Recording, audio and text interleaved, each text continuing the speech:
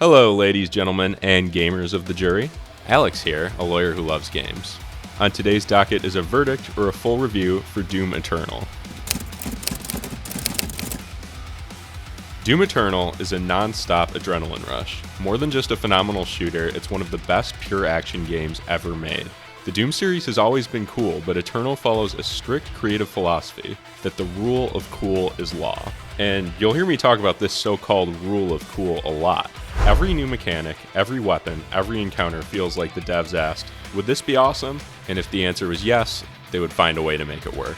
Eternal takes everything I love about Doom and adds in a whole new layer of tools to juggle, from an air dash to a flame belt to a grappling hook. These tools all must be managed in a tempo that feels intimidating at first, but by the end of the game, combat sees you enter a zen-like state of juggling your cooldowns and arsenal as you rip and tear through the demonic horde with extreme prejudice. Eternal also has a huge amount of enemy and level variety, with streamlined level designed over its predecessor that retains the fun collectathon and progression elements, but without ever distracting from the main course, the combat. And by the end of the game, you're a monster, both because of all the power-ups you've found, and thanks to your intrinsic skill increases as you annihilate every demonic challenge you face. One quick procedural note, this review covers only the single-player campaign. I didn't really touch the multiplayer or the cosmetic battle pass or anything like that. To me, the campaign alone justifies the price of admission here, especially since Eternal is almost always on sale. If the multiplayer is good, that's great, but that's never been why I play Doom, and that's not going to be a part of this verdict. And with that, let's begin the trial. Doom Eternal takes the already excellent gunplay and movement from Doom 2016 as a foundation. So the nearly voiceless player character, the Slayer, is a total beast. His base movement is lightning fast, just like the original games. No sprint necessary, sorry zoomers. And as a bonus, you can double jump right off the bat this time. And of course, you get an over-the-top arsenal of always equipped weapons to cycle through. And all of them look and sound extremely powerful. I mean, just look at the oomph on these guys.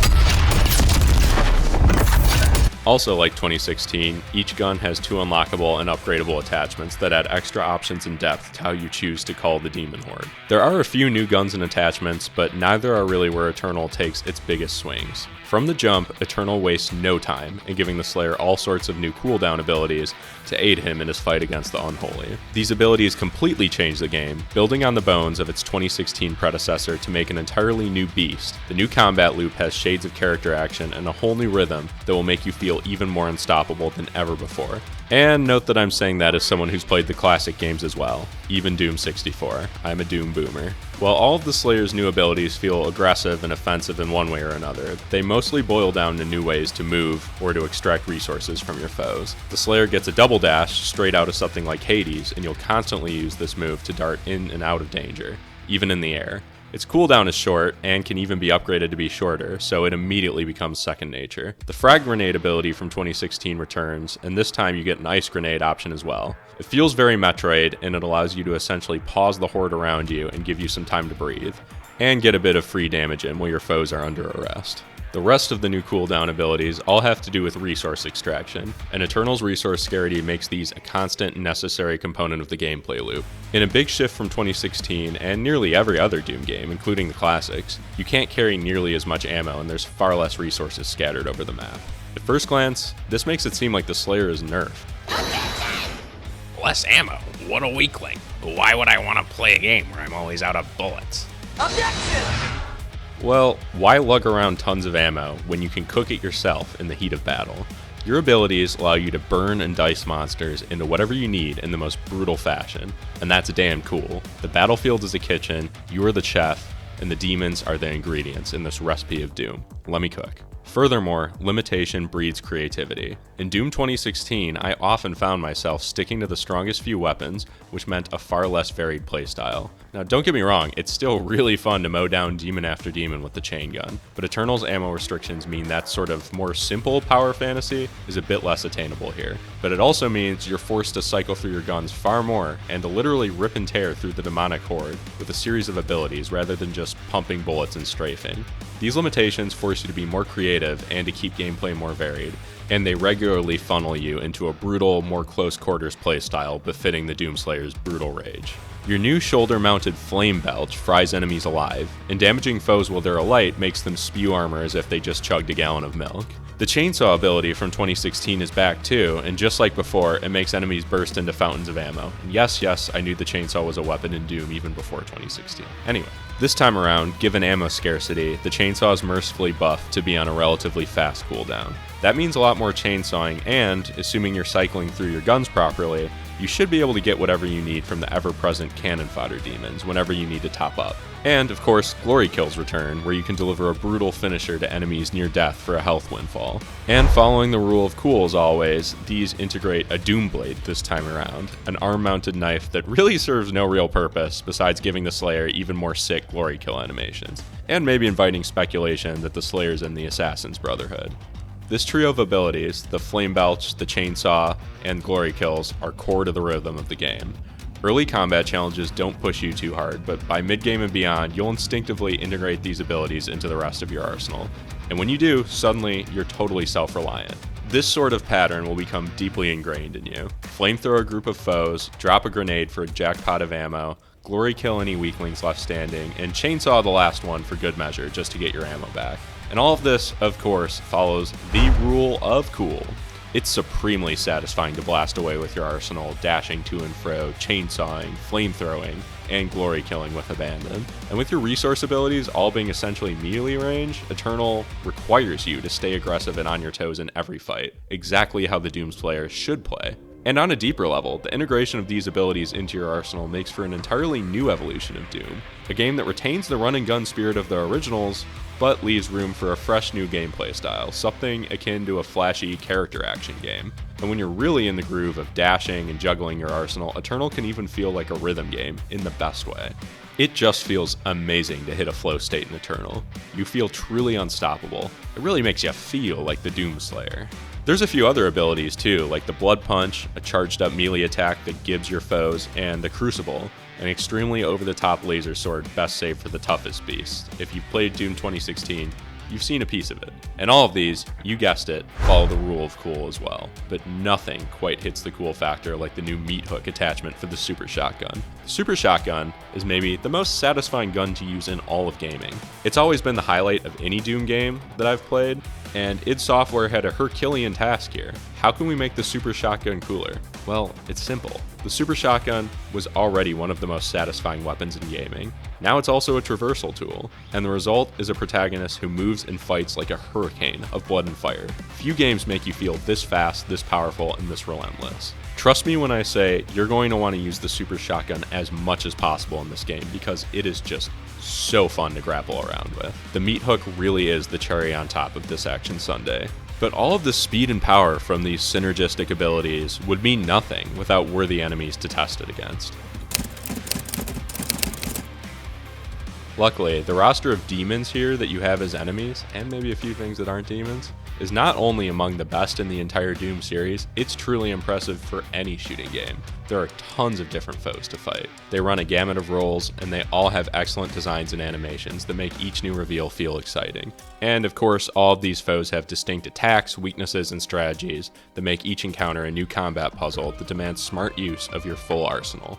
The game always makes sure a steady stream of fodder enemies spawn in, essentially functioning as walking, disgusting piñatas of health, armor, and ammo for you to utilize as needed with your resource generating abilities, or to simply use as a grapple point for your Super Shotgun if you need to get the hell out of dodge.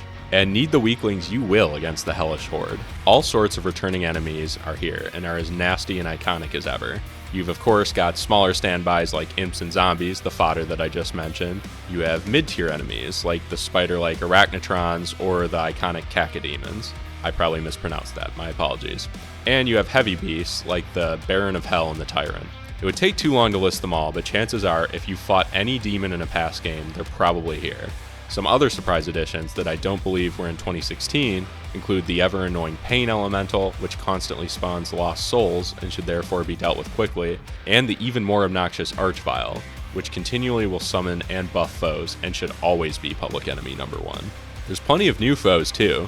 You've got slippery whiplashes and flying gargoyles to round out the weaker enemies. Meanwhile, new bigs like shielded doom hunters and the marauders, more on them in a second, require entirely new strategies to defeat. The marauders, they're especially interesting, so they're essentially invulnerable unless you bait them into mid-range and then counter their telegraphed attack. Fighting them feels like a dash of something like Fezquire or Metal Gear Rising, so it's kind of all about the parry. Much more emphasis is placed here on enemy weaknesses than past Doom games. Well-aimed shots to weak points will kill certain foes very quickly, or cripple their combat effectiveness so you can save them for later.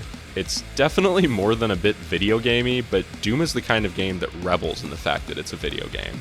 Popping off a Revenant grenade launcher or a Macubus cannon hits just right, and force-feeding a Cacodemon a grenade and watching it burp smoke like it's in a Looney Tunes episode never gets old. The difficulty curve, at least on Hurt Me Plenty, which is normal, and what I played at, feels very fair. And another quick procedural note, I do plan to eventually play on the harder difficulties, and I'll probably make a video on that when I do that, but right now we're just looking at the normal mode.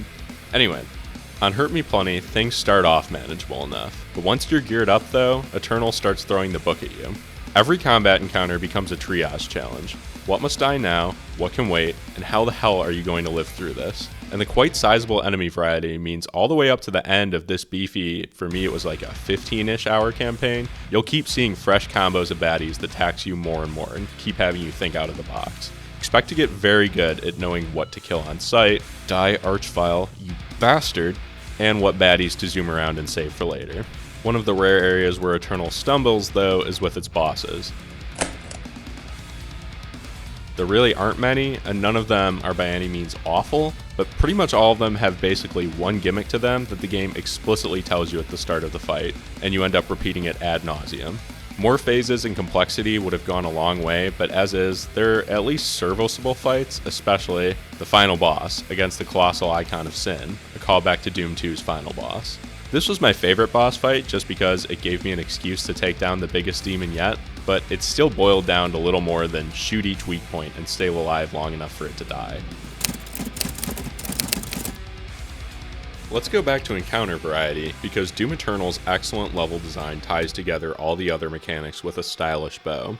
There are quite a few larger encounters in any given level, and each take place in a relatively open area that usually features plenty of verticality and various other gimmicks to keep things fresh. Platforms, portals, monkey bars you can fling yourself off of, and more give you interesting escape routes that will be necessary in your never-ending struggle of not getting swarmed by the demon horde. Doom Eternal's levels also aren't just a series of arenas with zero context or connective tissue.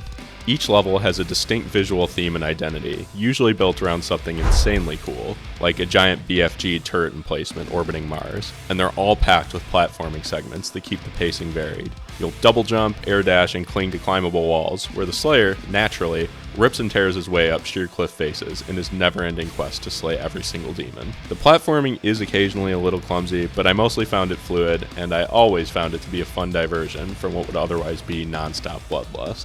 On top of platforming, there's also secrets peppered throughout each level that make them feel a little bit like mini Metroid Prime levels. In Doom 2016, some secrets were a bit of a pain to find due to obtuse switches in level design and also tons of challenges, but Eternal makes it pretty easy to find everything as you rip and tear through each level. I for one appreciate the simplicity here. I'm sure there's players that want more intricate levels full of secrets, and they might miss scouring more complex levels top to bottom, but to me, Doom's combat has always been the star of the show, and running around levels like a maze, see the originals, has never really been Doom's strongest suit. The collectibles and challenges in 2016 could be a bit distracting, and I appreciate not really having to think too hard about collectibles this time around. I especially appreciate that challenges for unlocks are far less emphasized in Eternal. There's even challenge skips that you can find on the map, and while a few of these are fun, constantly feeling pressure to play a certain way to complete your arsenal is not my favorite way to play Doom. Don't get me wrong, I love collectathon games, but I think Doom Eternal knows what lane it's in, and to only dip its toes in that genre this time around, smartly letting the combat hog the spotlight. What's more, most collectibles here actually matter. Doom Eternal is packed with upgrades, health, armor, ammo, suit perks, weapon mods, and most of them feel meaningful. This isn't filler fluff. You'll want them all by the end game, and the few choices you make regarding character builds, like, certain passive suit buffs, they offer real utility without overcomplicating things with min-maxing. Overall, Eternal's light RPG systems are just enough to provide a feeling of satisfying progression without ever making the game less about the action. Even little things like the toy collectibles are more fun this time around because you get to display them in a hub world between certain missions. Your own little space castle, the Fortress of Doom, which has its own unlocks and collectibles to find tied to the collectibles in main levels. And while there isn't a ton to do here, it's still very much in service to, you guessed it, the rule of cool, but the fortress does provide a nice haven to return to and take a breather. One other quick note about the levels is that they do such a good job with visual variety, which is not something you should take for granted in a Doom game. By the end of most Doom games, you're going to have a serious, if not terminal case of red level syndrome, but Eternal has so much variety in where you go and what you see. You're always traversing new, more colorful takes on Earth, Hell, Mars, and so on, and there's even new realms like an angelic sci-fi citadel. Each level feels totally unique and tells some sort of story with so many amazing vistas to get caught up in. Doom has never really been about the story, and I would say Eternal is no exception. It does have a story, but I think it's mostly background, turn your brain off nonsense that you can more or less ignore while speeding through the gore and brimstone. That's not true. There's way too much story and lore here. It all contradicts the basic Hell narrative with nonsense about angels and ancient orders and all sorts of other realms and gods. I don't want to read pages of lore and watch a lecture just about why we need to find a MacGuffin to open a portal to Space God. I just want to rip and tear like in the old ones. Objection! Well, first off, you can still rip and tear to your heart's content. Most of the lore here is background reading that you can completely skip over, and if anything, it's in character for the Doomslayer to do exactly that. And the cutscenes, they're all short and very skippable, and in fact usually really don't feature much besides the Slayer himself ignoring what everyone else is saying and finding a creative, new, violent way to launch himself to his next destination. And to the extent the story is in your face, it kind of has to exist to some degree as an excuse for why you're not just stomping through hell again. I think that some of these new story ideas are necessary if the devs want to go to new places and keep things fresh, especially in 2020 where a game has to have some sort of story. And I felt that the story and lore provided some really interesting background reading that tied in with the other games in the series in cool and unexpected ways that reward Doom veterans. I quite enjoyed reading every bit of lore I could find, and I didn't think it detracted from the experience at all. If you want the Doom guy to just be angry that demons killed his pet rabbit, that's cool too, but I don't mind some more ambitious sci-fi stuff, even if a bit of it feels kinda like nonsense until some YouTuber decodes it like Dark Souls lore. And don't get me wrong, I am not saying that the story and lore here are anywhere as in-depth as something like Dark Souls or Elden Ring, but like those games, I think they're totally in the background, the lore is, and the gameplay alone carries the game. Any interesting lore and story is just kind of an added bonus, and all you really need to know anyway is that you're an unstoppable demon-killing machine that is going to keep moving forward. That said, the game is never serious about itself. The characters are edgy, the plot is camp, the pickups are literal one-ups, but that's Doom. Eternal revels in being a video game-ass video game, and everything about Eternal doubles down on the rule of cool. In case you can't tell, Doom Eternal is not taking itself that seriously, and you're not meant to either. Everything about Doom Eternal insists upon itself and the rule of cool, and I quite enjoyed the ride. If you're expecting a storytelling masterpiece here, you're simply not playing the game for the right reasons. If I do have one gripe with the story though and how it's presented, it's in how it takes control away from you for some of the more active cutscenes. For a game about player empowerment, I wish it let you do more. Like, let me press a button to fire a turret, or when you launch yourself out of a catapult. Let me steer a bit when I'm riding a dragon. I get it that QuickTime events are out of style, but I would have enjoyed just a bit more immersion, rather than control being completely yanked away during every cutscene. And let me glory kill the icon of sin, damn it. It's the final boss. I don't need a cutscene fade to black. I need a gavel slam of righteous demon execution. Everything about the presentation in Doom Eternal is filtered by the rule of cool. Everywhere you go, everything you do, everything you fight, everything you see and hear, you get the idea. It all follows the rule of cool, and that's only ever enhanced by the game's phenomenal art direction, presentation, and production value.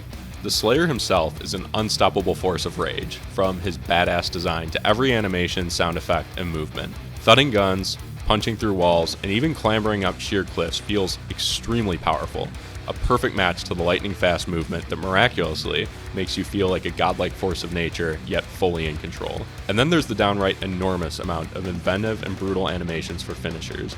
You'll swear that Doom Eternal is trying to steal Mortal Kombat's lunch.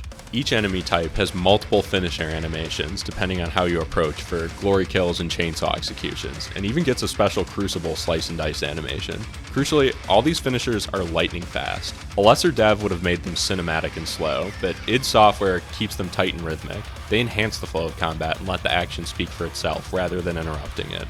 Demons 2 are extremely well designed and expressive in their animation. Returning foes from the classics perfectly echo old sprites and menacing 3D glory, while new enemies fit right into the old crowd. The Marauder is especially cool looking, basically asking, what if a demon cosplayed as the Doomslayer? And they're full of detail, even featuring gore effects where their flesh slows off as you hit them. In short, they're really damn fun to fight. The adorable toys you collect along your adventure of all the enemies are kind of a testament to how well designed the demons are. Even in their cutest chibi forms, you can immediately tell what everything is. Aw, what a sweet cacodemon. The level visuals are equally show-stopping. From hell-ravaged Earth to Mars to cosmic god temples, every stage feels visually distinct. Each one is some sort of heavy metal album cover you get to play through. And the art team didn't just cook, they slaughtered. And maybe the most impressive thing, even amid the chaos, enemy silhouettes, UI elements, and environmental hazards always remain extremely readable, which is essential when your game is running at 200 miles per hour. And of course, there's the excellent death metal soundtrack, which perfectly accompanies and even accelerates all the ripping and tearing. And as to the technical side of things, I found the graphics to be stunning, and the game performed supremely well on my PC. This is even with some aged hardware, so I just did some upgrades like last week pretty much. Let the record show that my CPU and RAM were both a decade old while I was playing Doom, but now they're finally upgraded, so smooth sailing from here on out. That said, even with that sort of hardware, I was regularly hitting probably around 70, 80 FPS. I did have an occasional odd glitch or bug, and the game crashed several times when loading into new levels, so this was obviously annoying, but given how crusty my CPU was by then, I'm going to chalk that up to a skill issue on the part of my hardware, so I don't really feel it fair to hold this too heavily against Eternal, especially when its moment-to-moment performance was so great compared to some of its contemporaries that give my machine way more trouble. But I will say, take what I'm saying with a grain of salt, maybe these problems are more common than I thought, but hopefully you shouldn't have any trouble running this if you have a machine that's anything close to modern. The ludo-narrative of a game, or the narrative delivered by the actual gameplay of a game, is often at odds with the story the game is trying to tell. This is called ludo-narrative dissonance. The classic example of this is Uncharted. So in Uncharted, Nathan Drake is presented in cutscenes as a scoundrel with a heart of gold. He cares about innocence. He tries to spare people when he can. He always tries to do the right thing at the end of the day. Yet, in-game, he literally runs around committing mass murder without a second thought on hundreds of enemy mercenaries in between the more wholesome cutscenes. I promise there's a point to this relating to Doom. Doom Eternal has perfect ludo-narrative resonance. Every mechanic, every animation, every second of gameplay reinforces a singular truth. You are the Doomslayer. You are the apex predator of hell. You're the living embodiment of rage, efficiency, and overkill. The story tells you that, and the gameplay proves it. And the rule of cool, it's not just a design choice. It's a binding precedent in the hellish court that is Doom Eternal. Everything you do, every second you're playing the game, assuming you're not jumping off cliffs on purpose, is another over-the-top step in the badass march against demonkind, a war that the Doomslayer has now canonically been prosecuting with extreme prejudice across the ages. So as you flow from weapon to weapon, rip through demons, and launch yourself across the map in a blur of fire and glory kills, the game doesn't just play well, it feels right. It aligns with who the Doomslayer is and who the player becomes through action. By the end of Doom Eternal, you don't just control the Doomslayer, you are the Doomslayer.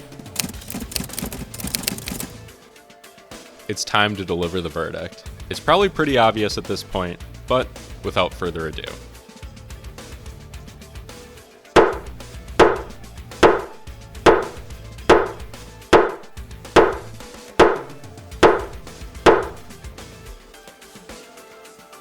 As a 10 out of 10, this marks the first Golden Gavel Award. I want to note that I'm never saying a 10 out of 10 is a perfect game. but even a game with a few flaws like Doom Eternal can be a worthy 10 out of 10 if it's excellent and has that special sauce. Doom Eternal is an all-out, blood-soaked celebration of the rule of cool, delivering some of the most satisfying, high-octane combat experiences in the single-player shooter space, or really the entire medium of gaming.